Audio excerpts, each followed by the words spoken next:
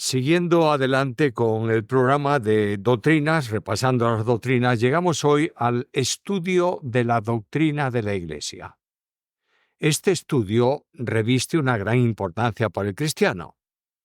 Todo creyente, por el hecho de serlo, ha sido incorporado a la Iglesia de Cristo, que es su cuerpo. Además, la Iglesia es propiedad divina. Como Cristo mismo dice, yo edificaré mi Iglesia. Exige, pues, que se le dé el respetuoso trato que merece como todo lo que es relacionado con Dios. El deseo del apóstol Pablo era que uno de sus más directos colaboradores supiese cómo conducirse en la Iglesia del Dios viviente, y esto debiera ser también nuestro deseo personal como miembros en la Iglesia local. Primeramente, ¿qué significa la palabra iglesia? Muchos o todos tal vez de los que estáis viendo el programa entendéis, sabéis, conocéis que la palabra iglesia procede de una voz griega que significa llamados fuera. Significa llamar a gente de un entorno donde está y pasarlo a otro.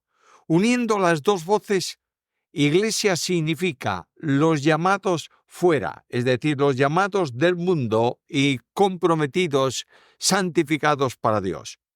El concepto de Pedro es este: mas vosotros sois linaje escogido, real sacerdocio, nación santa, pueblo adquirido por Dios. Primera carta de Pedro, capítulo 2 y versículo 9. El mismo concepto está en Pablo. El apóstol dice, el cual nos ha librado de las tinieblas, situación anterior, y trasladado, llamados fuera, al reino de su amado Hijo. Colosenses, capítulo 1 y versículo 13. Dejadme mencionar el uso no bíblico de la palabra. Uno de ellos es llamar iglesia al edificio donde se congregan los creyentes. Esto es aceptable por el principio de la metonimia, que permite designar a algo con el nombre de otra cosa, en el que se llama a algo con el nombre de otro. Por ejemplo, aquí en este caso se llama al edificio con el nombre que se le da a el conjunto de personas que se congregan en él. Pudiera ser también una metonimia, no entremos en el tema de figuras de lenguaje. La Iglesia es un grupo de fieles con doctrina y sistemas afines. Es otra definición no bíblica de la Iglesia. Esto se refiere a denominaciones, de manera que hay la Iglesia metodista, la presbiteriana, la de hermanos, la bautista, la pentecostal, no importa cuál. Esos son nombres accidentales, pero la Iglesia de Cristo es una y única. ¿Cuál es el uso bíblico de la palabra? En el Nuevo Testamento se usa el término iglesia para referirse a una convocatoria no cristiana. Por ejemplo, en Hechos capítulo 19, versículos 32, 39 y 40, se habla de una congregación en el teatro que gritan en favor de la diosa Diana. No es iglesia cristiana. Se usa la palabra también en relación con la congregación de Israel en el desierto. La podéis encontrar en Hechos capítulo 7, versículo 38. Fundamentalmente, iglesia se usa para designar la compañía de elegidos por Dios, llamados por el Padre, salvos por Cristo, que está siendo agrupada por el Espíritu Santo mediante el bautismo en Cristo para formar un cuerpo santo en el Señor. El término se usa para referirse a las congregaciones de cristianos en un determinado lugar, y aquí se designa eso como iglesia local. De este modo, como iglesia local, aparece 110 veces de las 114 que figura la palabra en el Nuevo Testamento. La palabra iglesia solo aparece 2 veces en los Evangelios. Mateo 16, 18 y 18, 17, y siempre en plural. Notemos algunos conceptos sobre la Iglesia. Tomemos algunos elementos bíblicos para establecer el concepto general de Iglesia. En primer lugar, la Biblia enseña que la Iglesia es un pueblo de fundación divina. Leo en la Escritura, Simón ha contado cómo Dios visitó por primera vez a los gentiles para tomar de ellos pueblo para su nombre. Hechos 15:14. La Iglesia tiene una condición: no hay límite de raza o de relación social, porque Cristo es nuestra paz, y de ambos pueblos, judíos y gentiles, hizo uno, derribando la pared intermedia de separación, aboliendo en su carne las enemistades, la ley de los mandamientos expresados en ordenanzas, para crear en sí mismo de los dos un solo y nuevo hombre, haciendo la paz, y mediante la cruz reconciliar con Dios a ambos, no en un solo pueblo, en un solo cuerpo, matando en ella las enemistades. Efesios 2, 14 al 16. La Iglesia es un pueblo de condición celestial, mas nuestra ciudadanía está en los cielos. Filipenses 3:20. Y Cristo, hablando de su reino, dice: mi reino no es de este mundo. Además de esto, la Iglesia en el Nuevo Testamento aparece como propiedad divina. Notaréis que Jesús dice: yo edificaré no la, sino mi Iglesia. Mateo 16:18. La Iglesia es además un regalo, un don que el Padre hace al Hijo. Por eso, cuando Cristo ora en el Evangelio de Juan capítulo 17, habla al Padre de aquellos que me has dado. Todos estos forman un cuerpo en Cristo, del cual Cristo es la cabeza. Eso está desarrollado por Pablo en Efesios capítulo 1, versículos 22 y 23. ¿Cuándo nació la Iglesia? Por supuesto, no fue en vida de Cristo, ya que las referencias están en futuro. Edificaré mi Iglesia. La Iglesia comienza en el día de Pentecostés con el descenso del Espíritu Santo. Hechos capítulo 2, versículos 2 al 4. Cumpliendo esto, la promesa de Cristo. Juan 16:7, os enviaré el Espíritu Santo. Era preciso el descenso del Espíritu Santo, ya que la Iglesia se compone de personas regeneradas, siendo el Espíritu Santo el agente de la regeneración. Juan 3:5 hasta el 8, en la enseñanza de Cristo a Nicodemo. 4 razones por las que no podía haber Iglesia antes de Pentecostés. Primero, no era posible sin la muerte de Cristo. Leo la Biblia: pero ahora en Cristo Jesús vosotros, que en otro tiempo estabais lejos, habéis sido hechos cercanos por la sangre de Cristo. Carta a los Efesios capítulo 2, versículo 13. Segundo, no era posible sin que Cristo resucitara para ser constituido cabeza y fundamento de la Iglesia. Efesios capítulo 1, versículos 20 al 23. Tercero, no era posible sin el descenso del Espíritu Santo para comenzar su oficio bautizador, por el que es posible la formación de un cuerpo en Cristo, que es la Iglesia. El Espíritu bautiza a cada creyente en Cristo. 1 Corintios capítulo 12, versículo 13. No era tampoco posible sin el descenso del Espíritu Santo, porque la Iglesia es el templo de Dios en espíritu. ¿Cuál es el fundamento de la Iglesia? ¿Quién fundó la Iglesia? Primeramente, preguntemos esto: ¿quién fundó la Iglesia?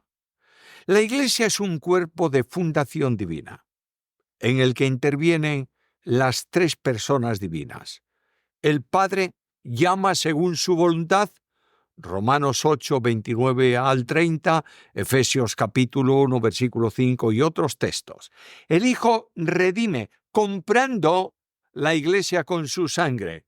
Y el apóstol dice: no sois vuestros, porque habéis sido comprados por precio. Hay un texto que puede resumir muy bien esta enseñanza en Carta Primera, capítulo 1, versículos 18 al 20. Sabiendo que habéis sido rescatados de vuestra vana manera de vivir, la cual recibisteis de vuestros padres, no con cosas corruptibles como oro o plata, sino con la sangre preciosa de Cristo como de un cordero, sin mancha y sin contaminación. Además, el Espíritu Santo es la persona divina que regenera al pecador que cree y da una vida nueva a cada creyente, como enseñó Cristo también a Nicodemo. El Espíritu produce en el creyente el fruto que agrada a Dios. Gálatas 5, 22, 23, donde Pablo habla del fruto del Espíritu y lo describe con 9 características especiales. No los frutos, sino el fruto. El Espíritu da además el amor para que los creyentes puedan amarse en Cristo. Romanos 5, 5. El Espíritu Santo sella al creyente como propiedad divina, y Pablo dice en Efesios que fuimos sellados para el día de la redención. Por tanto, a la vista de estos textos y otros que podríamos seleccionar, Dios en 3 personas es el fundador de la Iglesia. Ahora, si sabemos quién es el fundador, debemos preguntarnos, ¿y cuál es el fundamento? El testimonio de Pedro es claro. Mateo 16, 16. Él dice, tú eres el Cristo, y el Hijo del Dios bendito. Y ante esto Cristo dice, y tú eres Pedro. Y sobre esta piedra, sobre esta roca, edificaré mi iglesia. La enseñanza de Jesús está siendo cuestionada permanentemente.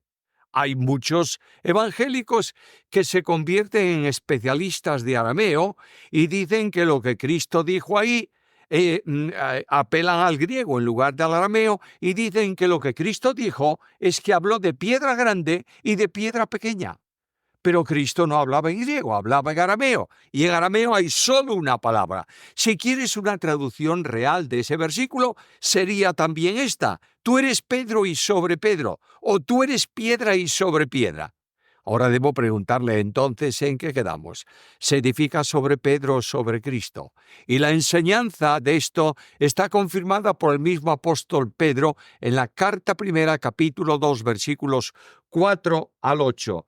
Podemos ir ahí, capítulo 2 de la carta del apóstol Pedro, versículos 4 al 8, y dice así: acercándoos a él, a Cristo, piedra viva, desechada ciertamente por los hombres, mas para Dios escogida y preciosa, vosotros también, como piedras vivas, sed edificados como casa espiritual y sacerdocio santo, para ofrecer sacrificios espirituales aceptables a Dios por medio de Jesucristo, por lo cual también contiene la Escritura: he aquí pongo en Sión la principal piedra del ángulo, escogida, preciosa, y el que creyere en él no será avergonzado. Para vosotros, pues, los que creéis, él es precioso.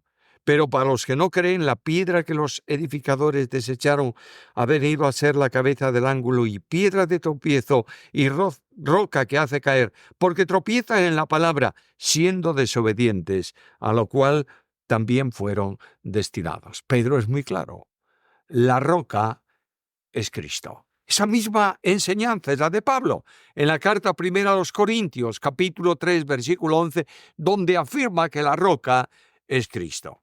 Ahora, los apóstoles y profetas establecen el fundamento, Efesios 2:20, edificado sobre el fundamento de apóstoles y profetas, no como que sean ellos los fundamentos, sino como comunicadores de la base doctrinal que sustenta a la Iglesia. Ellos desarrollan y comunican en el nombre de Dios la doctrina bíblica. Enseñan, escriben como enviados de Dios por inspiración divina lo que Dios les ha comunicado. Son, por tanto, los que asientan sobre la roca que es Cristo la estructura que sustenta el desarrollo y la estabilidad de la Iglesia. Sus escritos tienen la autoridad de Dios y sus mandamientos son dados con esa misma autoridad. Después de hablar de todo esto de fundamento y fundadores, preguntémonos quiénes son los miembros de la Iglesia. La primera condición es que tienen que ser salvos. Jesús dijo: id por todo el mundo, predicad el Evangelio a toda criatura, el que creyere y fuere bautizado será salvo. Los creyentes que creen son bautizados por el Espíritu Santo en un cuerpo. Dice Pablo en carta 1 Corintios capítulo 12 y versículo 13, que por un mismo espíritu fuimos todos bautizados en un cuerpo. Esa preposición en puede traducirse perfectamente por la preposición hacia, es decir, el espíritu nos bautiza hacia la formación de un cuerpo. Los creyentes de la Iglesia tienen una condición común: amor a Cristo. No se puede hablar de cristianismo si no se habla de amor al que permite esa experiencia espiritual. Además, los creyentes tenemos una esperanza común. Esa esperanza no son cosas que vienen, sino específicamente una persona. Pablo dice en carta a los Colosenses 1:27, Cristo es en vosotros esperanza de gloria. Los creyentes tenemos una responsabilidad común. Cristo nos ha hecho sus testigos. Somos testigos de Cristo, Hechos 1:8, para proclamar al mundo no la doctrina de Cristo, sino a Cristo mismo. Hacerlo público a los hombres, predicándoles el Evangelio, y también Dios utiliza a la Iglesia como texto para enseñar a los ángeles los grandes misterios de la gracia. Efesios 1:10. ¿Cómo entramos en la Iglesia? A la Iglesia se accede por el nuevo nacimiento, en el cual los creyentes son añadidos por Dios a la congregación. Dice Hechos 2:41 al 47, que el Señor añadía cada día a los que iban siendo salvos, o algunas traducciones, a los que habían de ser salvos. La salvación de estos no obedece a méritos propios, sino a la gracia, porque por gracia sois salvos por medio de la fe. La condición de miembro no desaparece jamás. La Iglesia va formándose hasta completar, enseña la Biblia, el número de los salvos, y termina su condición de peregrina en el traslado o en el arrebatamiento de la Iglesia, donde, como Pablo dice en 1 Tesalonicenses 4:13 en adelante, y termina con estas palabras, estaremos siempre con el Señor. Otro asunto interesante de la Iglesia es las autoridades en la Iglesia. Para eso tenemos que tener también claro cuál es el concepto de autoridad. Autoridad tiene una idea de primacía o de dominio. La Biblia enseña que no puede haber ninguna autoridad humana sobre la Iglesia. El apóstol Pedro es muy claro cuando escribe en su carta a los líderes, a los pastores de la Iglesia, y les dice estas palabras. Carta primera de Pedro, capítulo 5, versículos 2 y 3. Ruego a los ancianos que están entre vosotros, yo anciano también con ellos y testigo de los padecimientos de Cristo, que soy también participante de la gloria que será revelada, apacentad la grey de Dios que está entre vosotros, cuidando de ella, no por fuerza, sino voluntariamente, no por ganancia deshonesta, sino con ánimo pronto, no como teniendo señorío sobre los que están a vuestro cuidado, sino siendo ejemplos de la grey. Las autoridades de la Iglesia son todas ellas divinas. Jesucristo es la única cabeza de la Iglesia, el único Señor. El Espíritu Santo es el vicario de Cristo en la tierra. La palabra de Dios es la única norma de fe y de conducta. 3 autoridades para la Iglesia. Ahora, Jesucristo y la Iglesia, hay una relación tan extensa que no tenemos tiempo para considerarla, solamente mencionar 2 o 3 cosas. Jesucristo es la cabeza de la Iglesia. La Iglesia depende vitalmente en vida, en orientación, etc., a quien es cabeza. Le ha sido dada por el Padre en la resurrección, cuando dice Filipenses 2:9 al 11, por tanto recibió el nombre que es sobre todo nombre, para que en el nombre de Jesús se doble toda rodilla de los que están en el cielo y en la tierra y debajo de la tierra, y toda lengua confiese que Jesucristo es el Señor. Jesucristo es, por tanto, el único Señor de la Iglesia. Y lo es por algunas razones. Primero, lo es por derecho de creación y de fundación. Él dice, yo edificaré mi iglesia. En segundo, lo es por derecho de redención o de rescate. Hemos sido comprados al precio de la sangre de Jesucristo. En tercer lugar, lo es por derecho de matrimonio. Él es el esposo y la iglesia es la esposa. Por tanto, la iglesia no tiene autoridades que puedan enseñorearse o que deban enseñorearse de ella, sino que la iglesia tiene un solo Señor, que además es el único gobernador y el único juez. Además de Cristo está la presencia del Espíritu Santo en la iglesia. El título que Cristo le da al Espíritu en esta misión es el de Consolador, que significa el que viene al lado. Es realmente el vicario, es decir, el que hace el que hace lo que Cristo hubiera hecho las veces de Cristo en la tierra. Su autoridad se revela claramente, por ejemplo, cuando Él da los dones. Pablo dice que los da como Él quiso. El Espíritu Santo, además, es el comunicador de la vida espiritual. Nadie nace de nuevo, nadie tiene vida eterna sin que el Espíritu Santo lo vincule con Cristo. Este Espíritu Santo está presente en el creyente y presente en la iglesia. Dejadme hacer una advertencia aquí.